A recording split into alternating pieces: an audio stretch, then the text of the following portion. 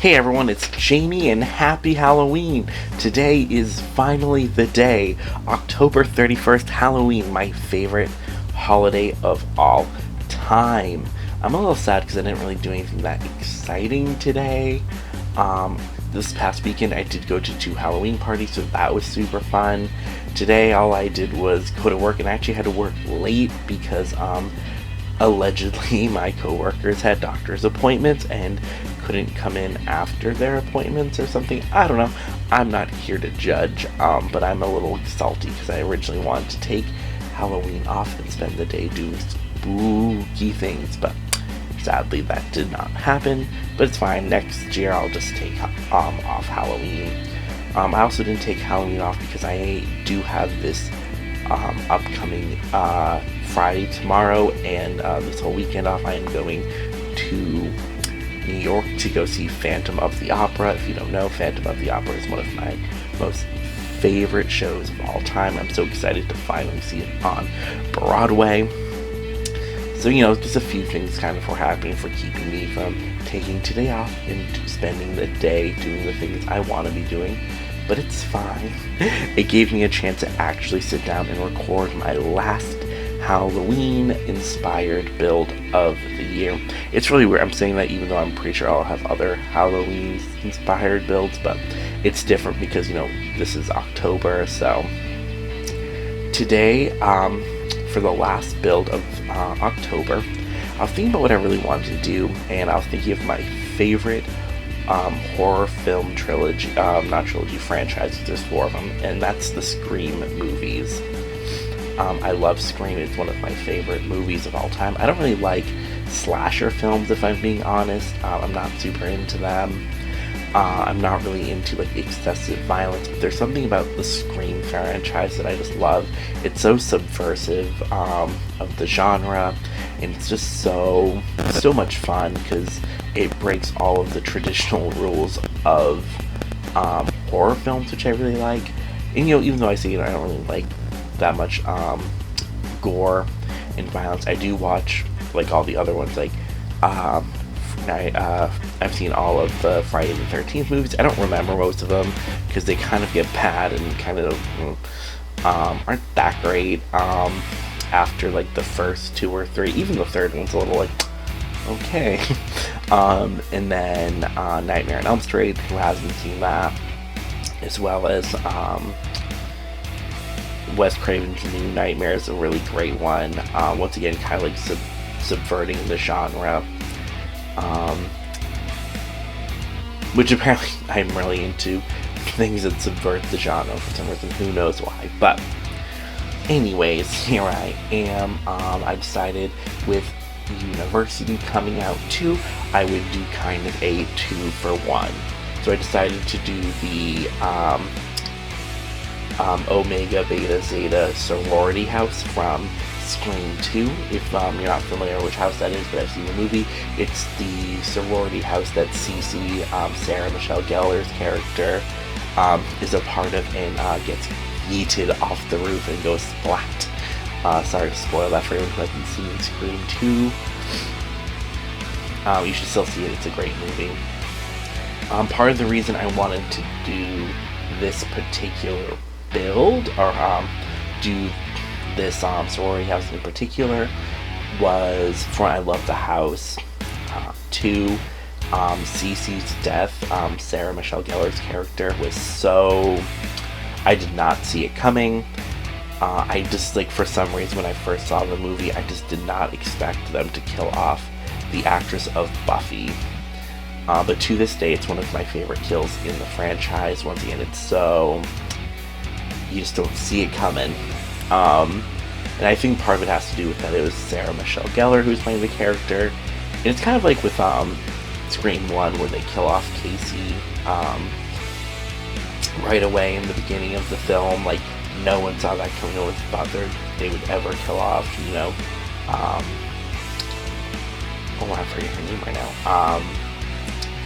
No one thought they'd kill off that actress, mostly because you're introduced to her in the beginning of the film. So, really great. I really love the Scream franchise because of how much it just does not care about the rules of horror. It's so much fun. it's really funny because for a movie that doesn't really care that much about the rules, it still kind of like references the rules here and there, so that's also kind of fun. I think it's also probably one of the first films I think that really recognizes the that there are kind of like set rules to survive in horror films. So I thought that was also super fun. This house also was, seeing as university was coming up, I was like, okay, I might as well. This would be a good time to do this one because Halloween-y, but it also relates to Discovery University that's coming out soon, as well as it kind of like got me thinking because they haven't confirmed whether or not if we are getting sororities and fraternities. It's really funny, I didn't have sororities or fraternities at my college, so they're not really something that I would personally miss if we didn't get them, but that is something I did notice that they haven't really spoke on yet, so who knows, we still might not. If you really want them, I would say hold out, maybe there's still a chance. But if we do get sororities and fraternities, I'm not sure how that housing would work. I'm not sure if there would be special coding. So I went out and I just kind of built this sorority house, which, even if we don't get sorority or fraternity gameplay per se, I don't think there's anything stopping you from doing kind of a sorority or fraternity party house, and kind of playing with it as these Sims go to university. Because I was kind of thinking, like I said, I never had sororities or fraternities in my school, so I don't really know too much about them or how they really work, before I understand their like national recognized, or it's part of a national recognized organization, as well as each sorority and fraternity house technically are like affiliated with their college to an extent. The things you do in them, like I'm pretty sure the school helps pay for the houses, as well as anything you do in the houses still is kind of expected to be representing your school in a positive light. Anything you do in those homes could potentially get you, I guess, expelled. But I don't see why you couldn't use this as a, even if we don't get like official fraternities or sororities, I don't know why you couldn't still use this. Just make a bunch of college Sims and have them move in. I definitely think it's doable. And the way I was setting this up, there's definitely more beds than Sims who can live here. So that's definitely something, if you do download this and want to go in and change some things, you could probably switch some of the beds to double beds, or maybe switch some of the rooms altogether to just different activity rooms or something. My idea was I wanted to get as many beds as possible, because who knows, I don't know how sorority and fraternity houses will work in The Sims 4. I think who knows, so that was kind of my idea of putting extra beds, because maybe you would have some NPCs, some townies who move in to your household, or your fraternity sorority house, and you don't really get to play as them, but they kind of live there and have their own bed. I was thinking kind of similar to how in The Sims Mobile, where if you marry one of the townies, or you marry someone else's Sim, they like move in with you, but you can't play them, and they don't even really move in with you, they just kind of like hang out there sometimes. So I think maybe it could be something like that. Who knows? I don't really know how they're setting up university yet, or if we're getting Greek life. But I did have a lot of fun building this, as well as while I was building this, I was adding a lot of different items for skill building, as well as also just for like activities and fun. So definitely can be like a super party house. There's like a pool, there's a foosball table, there's like the bubble machine. I know what it's like supposed to be in real life. It's supposed to be hookah, but I always forget what they call it in the game. But yeah, they have like the hookah bubble thing, as well as there's just a bunch of other stuff. When University does come out, I will go in and edit it. Ooh, I don't know if you just saw there, the game is kind of, I definitely forgot to edit that out, but that's actually good to show you. Part of my process was there's not a lot of good images of this house. This is known as the Crank House. It is an actual place, and it's been used in a lot of different movies, from Matilda to Scream 2 and a bunch of other films. And I had to look on Google Satellite and stuff to get like images of the full house, because most shots of the house in movies and stuff show it from the front, so I had no idea what the back looked like. So I did go on to Google Earth, or whatever that was, Google Satellite, Google Earth, whichever one it was, and had to like type in the address and find it. But yeah, it was a crank house because one of the last owners in the Victorian era, their last name was Crank. Before this, the house was owned, the property and the house were owned by a Civil War widow, and she came to California and built the house, and then when her eldest son died, she moved back to Virginia. Poor woman, everyone in her life dies. Fitting that then it would be the Scream used in Scream 2, where everyone else dies. Scream 2 is some little fun facts if you don't know. If you ever watched it and thought like that the killer didn't make sense, or that there was felt like there was weird last minute script changes that were just bad, the reason for that is because the script kept leaking online, and to try to keep it a secret, or who the killer was, or what was happening, they kept rewriting it. Actually, in Scream 3, which is kind of also a mess of a movie, more of a mess than Scream 2, they actually reference it. I don't know if you aren't familiar with the Scream franchise. The first one is Scream, and it is about this girl named Sidney Prescott who lives in this small town, and these serial killings start going on, and the killer is targeting her and trying to chase her down. It's happening around the same time as the anniversary of the death of her mother, to the year, or to the date. It's been exactly a whole year by the time the movie takes place.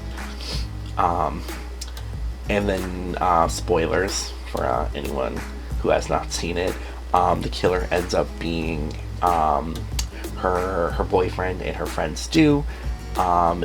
Stu, there's kind of some indication that he doesn't really have much of a motivation. There might be something not just right with him, but her boyfriend, he Billy Loomis, who's the dad on Riverdale, Jughead's father, he if you know, oh yeah, he's the killer, and the reason for it is because Sydney's mother was having an affair with his father, and it split up his family, so he kind of blamed Sydney and her mother for his family falling apart.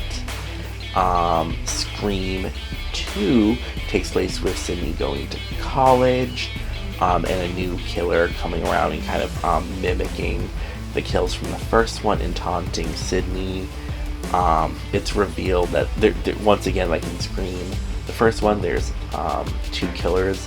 One of them is named Mickey, and he's like this serial killer on the rise.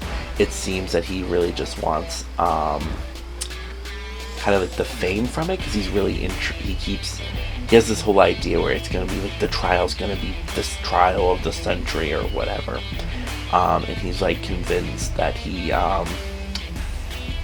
that his reason for which he says he's gonna tell the jury that movies made him do it, which was kind of a theme of this movie, was kind of proving, but movies don't make people violent, which was also part of one of the theses, or one of the themes in the first one also.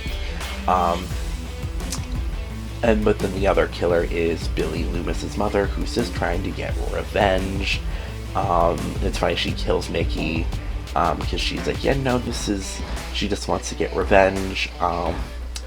She has a line which says, my motivations aren't as 90s as Mickey's, I just want old-fashioned revenge. Because she kind of blames Sydney for her son's death, even though part of the reason Billy is a killer or does the killings is because his mother left and his family fell apart and he has like mommy issues. But rather than looking inward and be like, oh, I abandoned my son, she thinks it's Sydney's fault. And then Scream 3, they couldn't get Neve Campbell back for most of it. She was busy on other projects, so there's a reason, if you've seen it, that she's not that active in it. So instead they focus on the in-universe movies that are based off of the events that happen in the movies. These movies are called Stab, and they're based off of the novels that the character Gail Weathers writes regarding her investigations around these murders. And they're very popular movies in this universe. And in the third one, they actually explore the cast, because there's a new killer who's killing the cast of the movies. It's not really explained why. Scream 3, in my opinion, is not that great. It's really messy. A real messy bitch. And in that one, they kind of rewrite the lore, and all of a sudden, Sydney has a brother she never knew about because her mom went to Hollywood and tried to be an actress and got pregnant and abandoned her baby or something. And he blames Sydney for it. All the movies really focused on Sydney. Sydney's a great character. Like I said, and then there's Scream 4, which Scream 4 was literally created for one reason, and that was for Wes Craven to tell the world that they can't remake Scream, because that is like the theme of that movie. Because in it, there's a killer who's trying to recreate the murders from the first movie, and it ends up being Sydney's very young cousin Jill, who it's really that she's sick of living in Sydney's shadow, which I'm like, okay, that's an interesting enough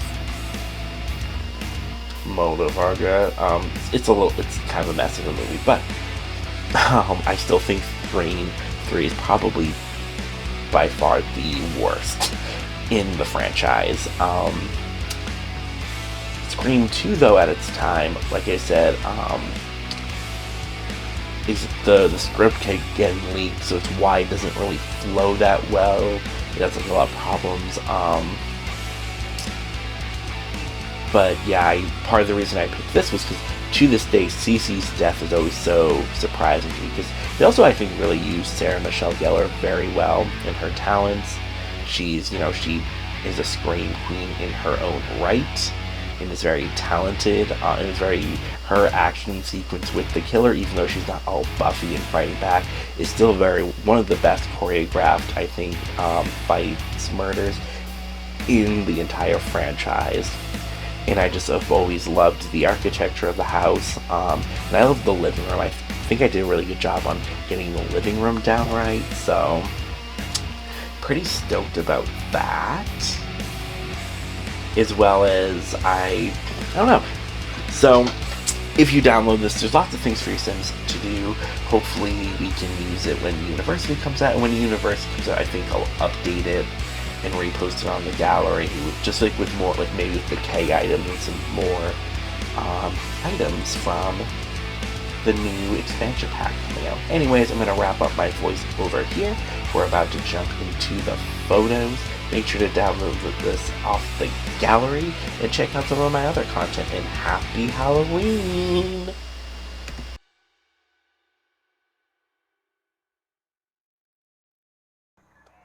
a beta Zeta.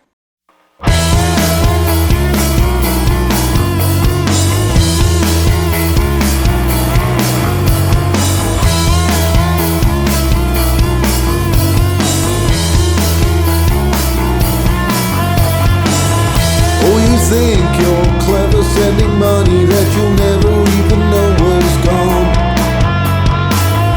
And you get to say what a good boy you were, you're so kind. Everything you touch just turns to shit. Keep your hands to yourself, you creep.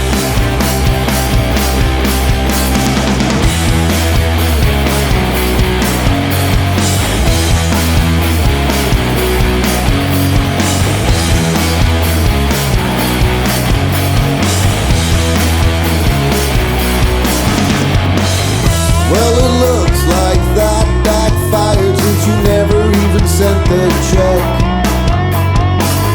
Now you shift the blame, dig down deeper into the hole that you made. Everything